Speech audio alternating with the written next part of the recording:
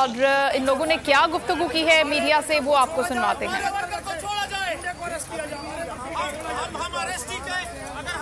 मैं MNA फ़हीम खान कराची से और मेरे साथ मेरे कुलीग MNA अताउल्ला एडवोकेट साहब, हम कराची से हैं।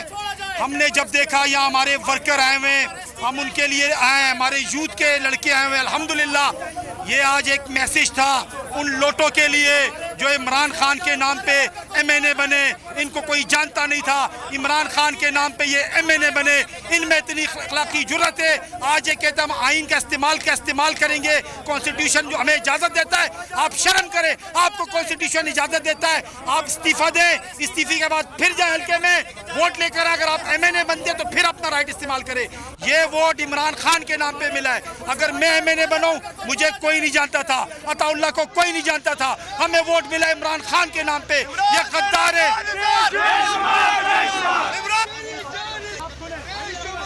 ये आप गुफ्तगू सुन रहे थे फ़हीम खान की और कराची से मौजूद MNA और कुछ कारकुनान के साथ, और सिंध हाउस पर मौजूद थे। और सिंध हाउस पर पहले उन्होंने गेट को तोड़ा और उसके बाद अंदर दाखिल हुए, नारेबाजी भी की, लेकिन उसके बाद फिर अब पुलिस ने इन तमाम लोगों को गिरफ्तार कर लिया। इस वक्त सब्सक्राइब करें और बेल दबाएं ताकि कोई खबर रह न जाए।